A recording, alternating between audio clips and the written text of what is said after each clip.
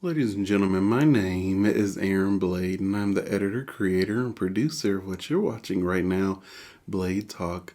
If you are new here, welcome, and you find this presentation helpful, informative, do me a huge favor and hit that like button. Do me an even greater favor and subscribe to my channel. I always appreciate all the support that I am given. So, it is that time again. The time for you to ask me 5 questions. But before we get into that, I have to issue a huge shout out to my Jewish sister on this platform, S. She has a YouTube channel entitled From Me to Jew.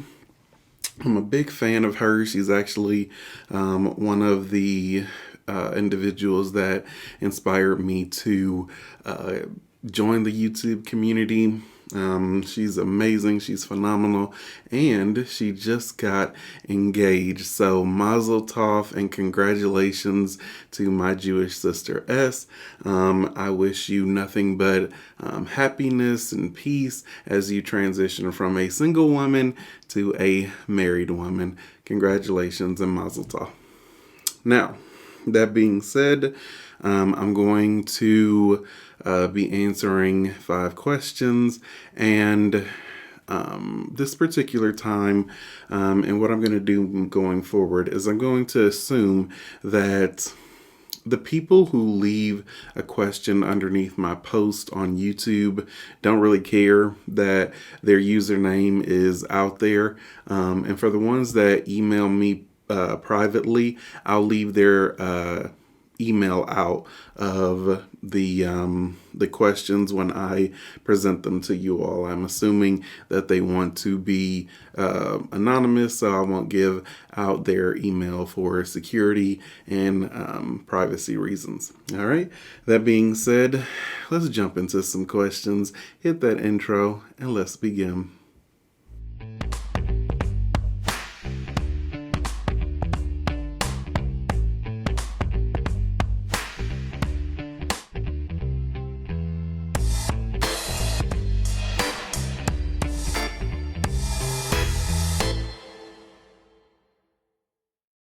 All right, I'm not going to waste any time. I got a weak bladder, so let's get at her. First question is from Noon Cactus. Wow. I don't think I've ever seen a cooler username, so right on. But they ask, do children of a female convert become Jewish after the conversion? So, the short answer is no. Okay. If a woman decides to convert and she already has children, those children are not considered Jewish. Okay. Now, if a woman converts first and then has children, then those children would be considered Jewish. If the woman is pregnant and she goes into the mikveh, that unborn child, once it is born, would be considered Jewish as well. But if a woman already has children and she decides to convert, the previous children are not considered Jewish. They would need to convert as well if they wish to join in and be part of the tribe. All right, next question. From Sapphire Zeev, how do you take into account Muslims' claims that the Torah we have is inauthentic with the Tikkun Sofrim? Could you explain this, please? Thank you, Shavua Tov. Of course, I can explain this. So, here's the thing.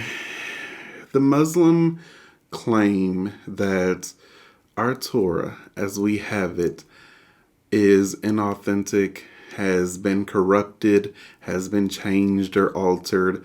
All of this is baseless claims. And it is, let's stick to the facts, okay? The fact is that there is no evidence whatsoever that the Torah that we have has been changed. In fact, the evidence supports the contrary, okay? When the Dead Sea Scrolls were found, it identically resembled the Torah, from what we did find, the Torah that we have today, right? So the evidence is actually proving the contrary. Okay? Now, even if I take into account the Quran, right? The Quran states in chapter 5, verse 43 that, people were starting to come, specifically Jews were coming to the Prophet Muhammad and asking, what he thought, or asking him for advice or prophecy or what have you. And it states right there in the Quran that, why do they come to you? The angel is saying to Muhammad, why are they coming to you? When they have the Torah, in which lies the will of Allah. Right? Furthermore, it states in the Quran that the words of Allah cannot be changed. So, yeah. The thing is when we look at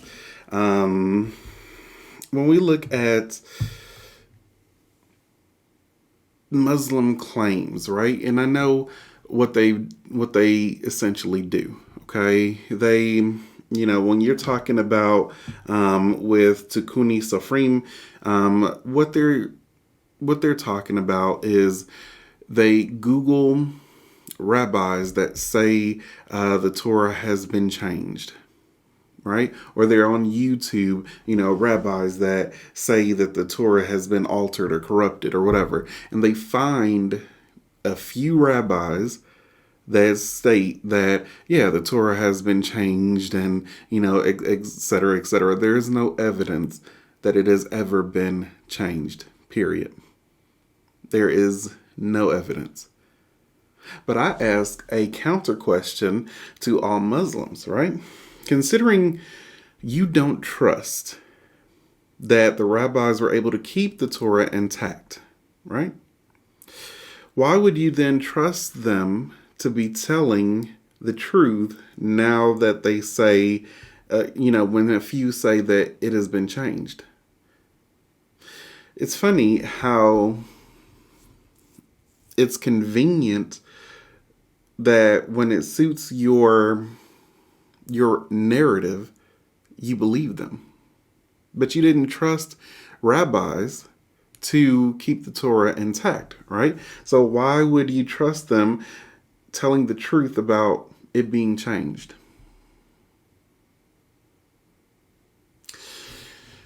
And this same game can be played with Christianity, with Islam. I could Google right here, right now, a Muslim that says that the Quran has been changed or altered, or there's different versions of the Quran. At the end of the day, the majority of rabbis, I'd say 90%, believe that the Torah is unchanged, unaltered, and it is not corrupted.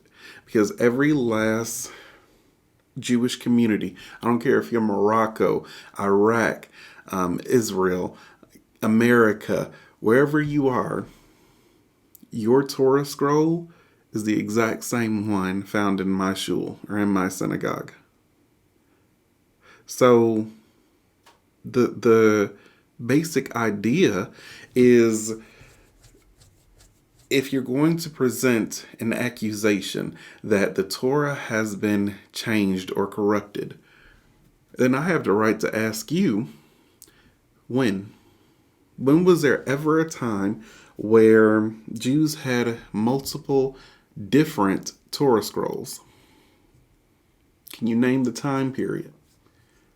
And what's more, can you name the person that made it to where all of our Torah scrolls are the exact same now? Because I could do that with your Quran. So we know that the Quran, as it is today, wasn't the Quran at the time of Muhammad, because at the time of Muhammad, there wasn't a Quran. People wrote down notes and things that he said, sayings of the prophet, right?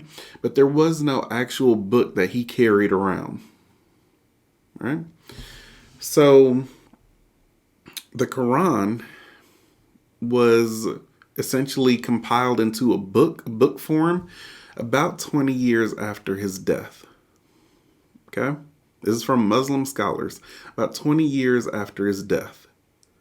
Then the third caliph, by the name of Uthman, seen that there were different Qurans out there. So he gathered all of the Qurans, right? And he had one pure Quran, and every other Quran that differed from that pure Quran, he burned them. This was the third caliph, man by the name of Uthman, right? He was not a prophet, right? He was someone that stated that we have to be unified and there are different Qurans out there and whatnot. So he gathered all the Qurans and made essentially one Quran, right? Now, you have to ask yourself, are you sure that every last Quran that differed from the Quran he made was surrendered? Are you 100% sure that the Sunnis are reading out of the same Quran that the Shias are?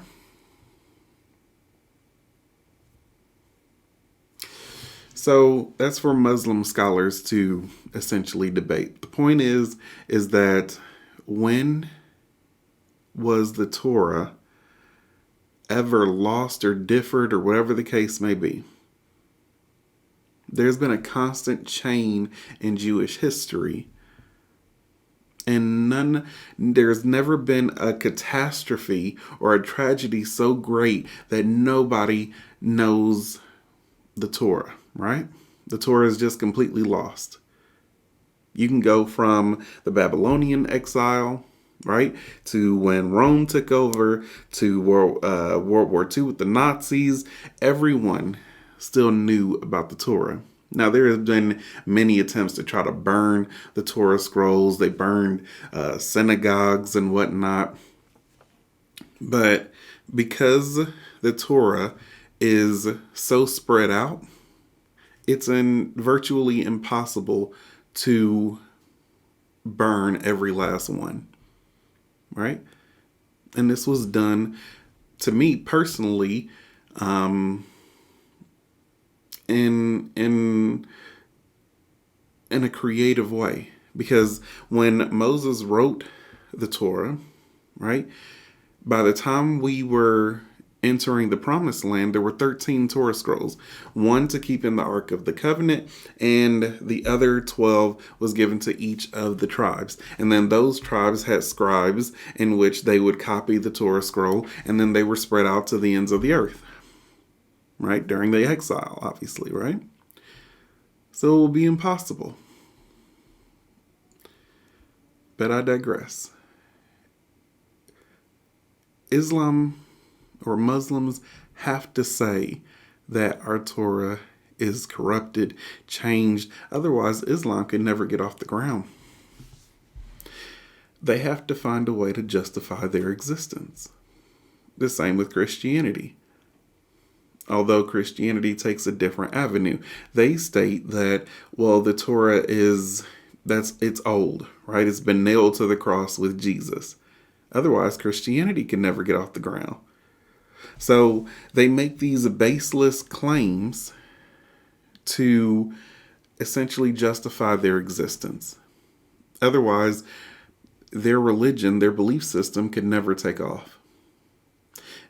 And to sit here and, try to find, rabbis that will agree with the preconceived notion that you already have, or the narrative that you're trying to essentially push, that to me is disingenuous, right? Because I can find a Muslim that, doesn't believe in certain things, and I can say, see, look, see, it's not true, Anywho, hope that answers the question. Let's see. Next is by Tudor Miller. And they ask, are you modern Orthodox? What are the differences between modern Orthodox and Haredi Judaism? Okay, so as for me personally, I don't agree with these artificial movements. I'm going to say that and really mean it. I don't believe in, Orthodox and Reform and I don't actually believe. I don't buy into it. There are Jews that practice orthodoxly. There are Jews that practice conservative. There are Jews that practice, but we're all Jews, right? I don't really buy into that whole idea, right? I don't believe in the divisions that are amongst us. That being said, when it comes to ideology, I lean more towards conservative Judaism. And conservative Judaism and modern Orthodox are very similar. Very, very similar. There are a few differences. Modern Orthodoxy still holds that the genders need to be separated in shul, whereas some traditional conservative actually separate the genders as well. For example, they're so similar that actually the rabbi that is over the conservative shul that I go to grew up as a modern Orthodox, right? So there's a lot of similarities there. But conservatism makes more of a push for egalitarianism, right? Which is what I personally believe in. So when we look at, women, conservative Judaism states that women can be rabbis, right? Whereas Orthodox, they say that they can't, right? So females, in Orthodox Judaism, essentially has a ceiling, right? They have a certain boundary that they can't cross, right? They can't teach a mixed multitude of individuals, right? And me as a conservative Jew, I don't believe that. Some of the best teachers that I've had have been females, right? So, now Orthodoxy will state that, well, women can be teachers and they can, study the Talmud and be Talmudists or whatever the case may be. They just can't have that title of rabbi, right? And I just personally don't agree with that, right? It's just a personal choice. If I'm going to, act the part and whatnot, that's like, me telling a woman, yeah, you can cook for me, we can hang out, we can spend time together, we can do Valentine's Day and all of these sweet things and act like we're together, but I can't call you my girlfriend, right? I can't give you that title, right? How many women are actually going to go for that, right? But yeah, I don't.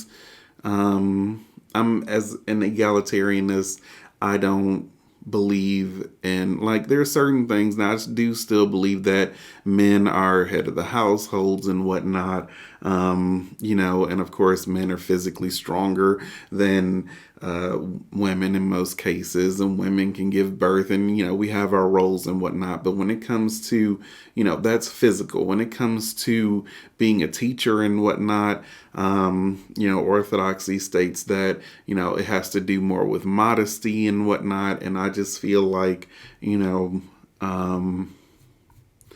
if a man can't control his sexual impulses or desires or whatever the case may be, at what point does personal responsibility come in, right?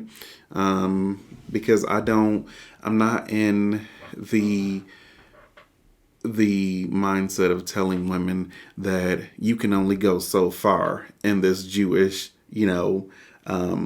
nation. You can only go so far, and then I'm sorry, that's where we draw the line. In creating this ceiling, right? I don't believe that Judaism is misogynistic or in any way, shape, or form, right? Equality for all, and again, some of the best teachers that I've had have been females, and for me, each branch, the only thing that separates them is how they view halakha, right? So Orthodox, in which case there's a spectrum in Orthodox. There's open Orthodox, neo-modern Orthodox, there's ultra-Orthodox, there's regular Orthodox.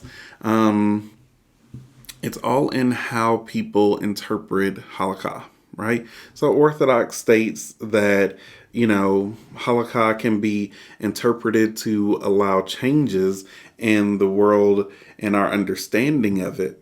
But essentially, halakha is law. That's it.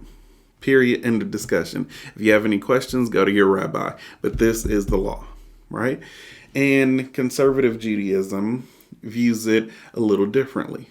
Halakha is binding. Don't get me wrong. Conservative Jews believe that halakha is binding. However, the modern world requires us that we continue a tradition and modify halakha to allow for changes in the world around us, right? The world change is inevitable, right? So we have to be able to adapt to those changes through the lens of the Torah and adjust halakha to fit our everyday life so that we can survive in a secular society, right? And that's personally what I believe in, right? And then, of course, Reform views halakha as a guideline, but they don't view it as binding or anything of the sort, right? Now, when I was growing up, my grandmother went to Beth Yehuda congregation in Milwaukee, Wisconsin. And of course, she had my mother. My mother had me, and we grew up in a Jewish community, and my grandmother attended an Orthodox shul. But as I got older, I had a difference of opinion on, certain issues than the Orthodox. For example, using electricity on Shabbat. I believe that electricity doesn't equal fire and whatnot. So that's the long version of, why I personally don't even, like I said, believe in the artificial divisions. And the second part to your question, what's the difference between modern Orthodox and Haredi? Modern Orthodox seeks to allow Orthodox Jews to, somewhat be a part of the secular society that they live in. So they make certain adjustments so that, they can survive or thrive in a secular society, right? So, they can wear,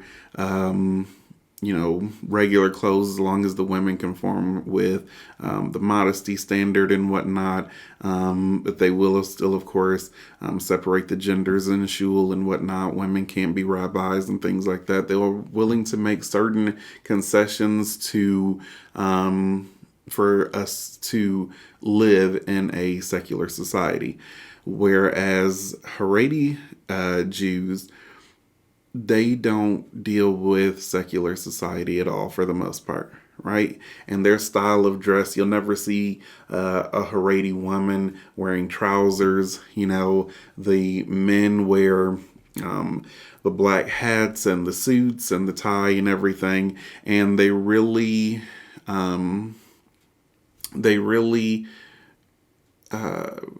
portray themselves the way Judaism looked, I'd say, in the 18th, maybe 19th century, right? And that's essentially where they're stuck. A lot of them don't concern themselves with secular society. A lot of them don't vote. You won't see them working with in the workforce. It's very tight knit, and they're in their own bubble, essentially, right? So that's the main differences. Modern Orthodox, you may see and modern Orthodox working, in the workforce and secular society, whereas you won't see Haredi at all, right? They have their own community, they're close knit, and they just essentially want to be left alone and, have their own, close knit community, right?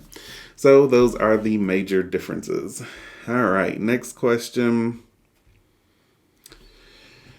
Is it true that a child born to a Jewish mother and non-Jewish father is Jewish, whereas a Jewish man marries a non-Jewish woman, the child is not Jewish? If yes, why?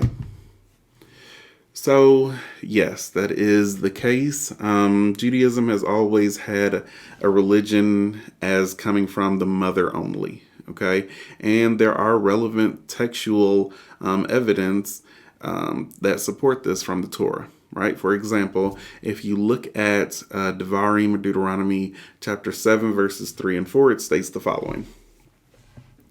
You shall not intermarry with them. You shall not give your daughter to his son, and you shall not take his daughter for your son. Verse 4 states, for he will turn away your son from following me, and they will worship the gods of others. And the wrath of the Lord will be kindled against you, and he will quickly destroy you. Now, since Hebrew is a gender-specific language, he will turn is specifically referring to the husband of a Jewish woman. Okay? If it were either parent, the relevant Hebrew would have been they. They will turn. Still a masculine form, but plural to indicate either gender. Masculine singular is thus a specific reference. Okay. Another place is with Abraham. Okay. The son of his non-Jewish maidservant Ishmael, of course, the son of Hagar, is not his spiritual heir and is essentially sent off. Okay. The son of his Jewish wife, who believes as he does and thus is connected to Jewish spirituality. His spiritual heir. That was, of course, Isaac, right? So his son with Sarah, and Sarah being Jewish, him being Jewish, Isaac was his spiritual heir. Of course, he was his physical heir as well, but they shared that spirituality, and that was his essential heir, and Isaac was essentially Jewish, right? So we see that both sons have the same father in terms of Ishmael and Isaac, but only one inherits Jewish spirituality, since only one essentially has a Jewish mother. Okay. Similarly, the 6 children of Keturah, right? Abraham's third wife, who did not take on Abraham's religion. They were sent away as she did not fully take on Abraham's beliefs, right? So we see that, there were 3 wives, only one fully followed Abraham's beliefs, and only one is considered Jewish, right? If Judaism were traced through the father, right, or the religion followed the father, then all 8 children would have been considered Jewish, but only Isaac was. Right? Ishmael wasn't considered Jewish, and the 6 other children that he had with Keturah were not Jewish. Okay. Further, we see this in a similar situation with the children of Isaac. Okay. Both Jacob and Esau have a Jewish mother and father. If descent was patrilineal, then both children should be Jewish, right?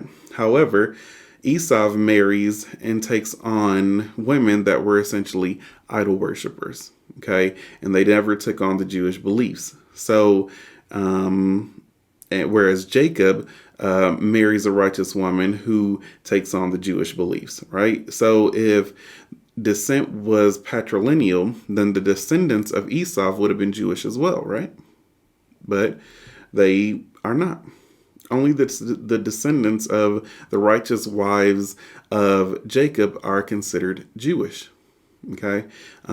Furthermore, in the time of Ezra, when Ezra and the Jews returned from exile, Ezra can be seen crying and weeping. He was deeply heartbroken and whatnot because, the men were taking on non-Jewish wives, right?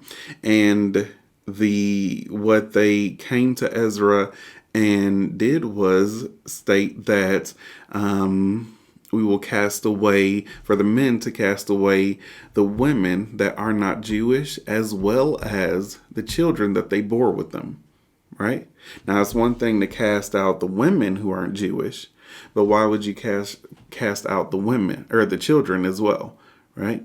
Because they're not Jewish, right? So it's a matrilineal descendant religion, right? So if your mother is Jewish, then the child is automatically Jewish. All right. Hope that answers the question. And the last one here. And it is, you mentioned prophecies that Jesus didn't fulfill as the Messiah. Is there any prophecies that he said that he didn't fulfill that would qualify him as a false prophet? So, absolutely. So if we look at the prophecies that Jesus essentially had, right, we can find that according to the prophecy that he stated himself that was never fulfilled, he qualifies for to be a false prophet according to Deuteronomy chapter 13. All right. So let's start with Mark chapter 9, verse 1. Okay. And it says the following. And he said to them, truly I tell you, some who are standing here will not taste death before they see that the kingdom of God has come with power. If we continue, Mark chapter 13, verse 30, truly I tell you, this generation will certainly not pass away until all these things have happened, right? If we look at Mark chapter 14, verse 61 and 62, but he remained silent and made no answer. Again, the high priest asked him, are you the Christ, the Son of the Blessed? And Jesus said, I am, and you will see the Son of Man seated at the right hand of power and coming with the clouds of heaven. And obviously, this is to fulfill the prophecy back in Daniel chapter 7, verse 13, where it states, I saw in the night visions, and behold, one like a son of man came with the clouds of heaven and came to the Ancient of Days, and they brought him near before him. Right? And again, the same thing is repeated in Luke chapter 21, verse 32. Truly I say to you, this generation will not pass away until all has taken place. So, Jesus is stating that the generation that is there will not die before they see Jesus coming and returning on clouds with the angels and whatnot. And essentially what happened? Nothing. Jesus is telling the high priest in Mark chapter 14, Caiaphas at the time, is telling the high priest, you will see the Son of Man, being Jesus, see the Son of Man coming on clouds, right? Now, obviously, this didn't happen. This didn't happen. So, according to Deuteronomy chapter 13, when a prophet or dreamer says something and that something doesn't come to pass, that is a thing that the Lord has not said. Do not fear him. I'm sorry, he qualifies. Right? Now, what's interesting is, of course, the Gospel of John has to fix this, right? So, Jesus is crucified and killed somewhere around 30 to 33 CE. Okay? Now, the Gospel of Mark is the earliest gospel, and it was written 65 to 70. All right? So we're about 30 years after the crucifixion and death. Okay? Now, there may have been some still standing there at the time the Gospel of Mark was written that were alive to see Jesus, right? Even Matthew, even Luke. Okay? There may have been some that were still part of that generation that still held out hope, right? Now, the Gospel of John is a little different because the Gospel of John was written, I'm going to be generous and say about 95, okay? So now we've jumped from 30 years after the crucifixion and the death of Jesus to about 70. So at the time of John, that generation is long gone, considering the life expectancy at the time of Jesus, okay? Individuals lived from, I'm going to be generous and say 45 to 55, right? So John could never utter anything like this, right? Where this generation shall not pass before, you see the Son of Man, before you see Jesus return and whatnot, because the generation was long gone. Okay? Now, that's further evidence that the Gospel of John is not the John that is the disciple of Jesus, right? You're going to tell me that, one of his disciples lived to be over 100 in that time period? But I digress. John has to switch it up, right? Now, keep in mind that the Gospels are being filtered and getting the stamp of approval from Paul, because Paul's letters are first, right? So John completely flips the script, right? And so what John decides to do is, John, you get the big, I'd say the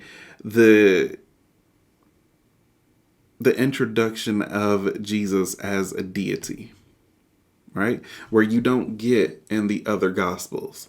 John elevates Jesus above a prophet, above a Messiah, and to where he is the great I am, right?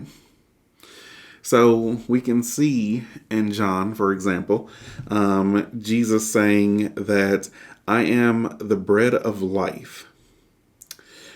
Jesus saying, I am the light of the world. He's saying, I am the door of the sheep. Jesus is saying, I am the good shepherd. Jesus continues and states, I am the resurrection and the life. Jesus stating, I am the true vine. And the famous, I am the way, the truth, and the life.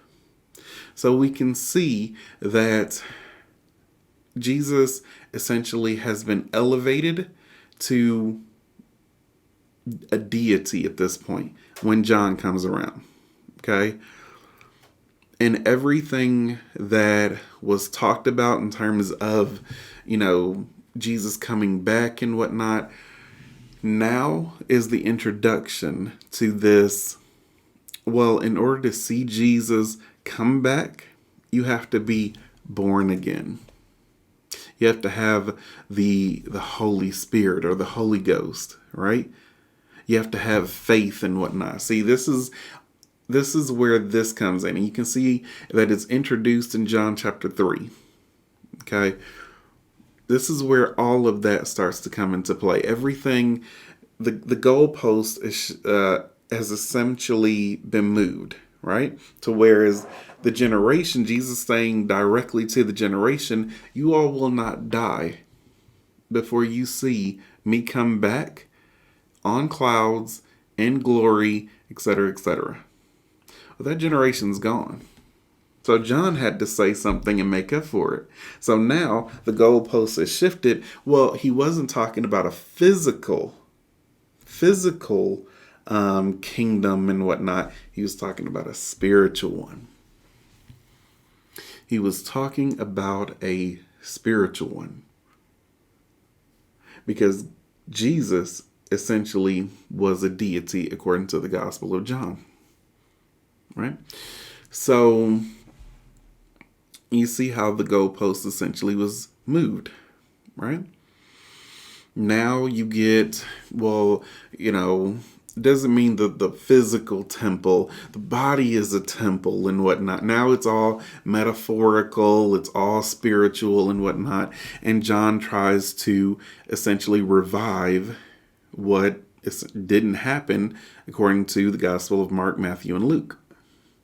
And of course, Paul is giving the stamp of approval all along the way. So on the day of judgment, don't be anywhere near Paul, right? Because all he did was manipulate. Paul was a master manipulator. That's all that he was. He capitalized on a dying cult. Because the cult almost was, once Jesus died and whatnot, and that generation started to weed out, it was almost gone. And Paul seeing that there was money to be made, and he's a master manipulator. So, and we see this as he's, reigniting and giving people faith that believe in Christianity. It's Paul that is sitting up here saying that no, there are some that have fallen asleep, but Jesus is still going to come. Oh, I seen the light. Jesus is still going to come. He's going to come like a thief in the night. Then he gets back to the disciples who actually walked with and talked with and ate with Jesus. And they have a problem, and they say, Paul, we hear that you're telling people to abandon the law of Moses, right? And Paul argues with the disciples and actually gets roughed up a little bit. He gets beat up. See Acts chapter 27, right? He gets beat up, and he has to go before the Sanhedrin, right? Now, Paul is a master manipulator, so he knows that at that time, the Sanhedrin consisted of some Pharisees and some Sadducees, and they were known, enemies at the time, right? So Paul decides that he can use that to his advantage. So he goes before the Sanhedrin and states that he is a Pharisee. So what does that do to the Pharisees on the council? Well, let's hear him out. Maybe he has a point, whatever the case may be, because he's claiming to be one of them. And of course, the Sadducees don't agree with the Pharisees, so it sparks infighting between them. And so eventually, Paul gets hauled off by the Romans as a prisoner, etc., etc., right? But he just manipulates. That's all that he does, right? In terms of Jesus being a false prophet, this qualifies, right? He stated that there are some that would not taste death until they seen Jesus coming and descending on the clouds. And that generation is gone. He told the high priest directly, Caiaphas, right, that you will see it. And then Caiaphas, of course, died, and there's no record of Caiaphas ever seeing this. And so, of course, John rectifies this by saying, well, no, it's spiritual and it's all metaphorical. And Jesus is actually, God and whatnot. And yeah, but it all falls under the qualifications of a false prophet according to Deuteronomy chapter 13. So hope that answered the question. Thank you all so much for tuning in to Blade Talk. If you found this presentation helpful, informative, do me a huge favor and hit that like button. Do me an even greater favor and subscribe to my channel. I always appreciate all the support that I am given. Be good to yourselves. Be good to others. And until the next episode, you all take care.